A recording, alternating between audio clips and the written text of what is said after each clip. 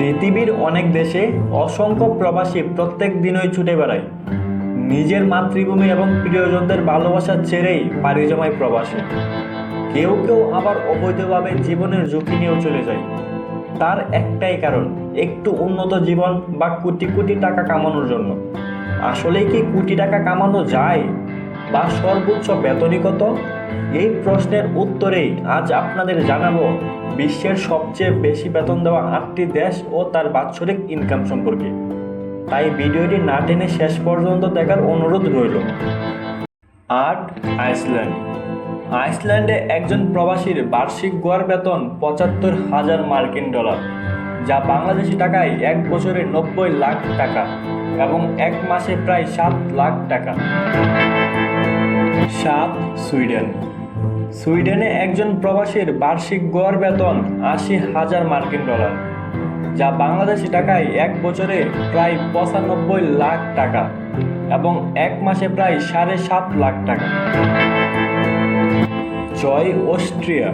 এখানে প্রবাসীদের বার্ষিক গড় বেতন প্রায় $85,০০০, যা বাংলাদেশি টাকায় এক বছরে প্রায় 98 লাখ টাকা এবং এক মাসে প্রায় 8 লাখ টাকা। 5. নরওয়ে। দেশটিতে একজন প্রবাসীর বার্ষিক গড় বেতন $1,00,000, যা বাংলাদেশি টাকায় প্রায় 1 কোটি টাকা এবং এক মাসে বেতন 8.5 লাখ টাকা। 4. সংযুক্ত আরব আমিরাত। এখানে একজন প্রবাসীর বার্ষিক গড় বেতন $1,12,000, যা বাংলাদেশি টাকায় এক বছরে প্রায় 1,20,00,000 টাকা। এ হিসাবে এক মাসে বেতন প্রায় 10 লাখ টাকা। 3. হংকং। হংকংয়ে প্রবাসীদের বার্ষিক গড় বেতন $1,70,000, যা বাংলাদেশি টাকায় এক বছরে প্রায় 1,30,00,000-এরও বেশি এবং এক মাসে প্রায় 10.5 লক্ষ টাকা।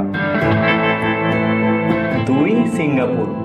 সিঙ্গাপুরে একজন প্রবাসীর বার্ষিক গড় বেতন $1,20,000, যা বাংলাদেশি টাকায় এক বছরে প্রায় 1,40,00,000 টাকা এবং এক মাসে প্রায় 12 লাখ টাকা।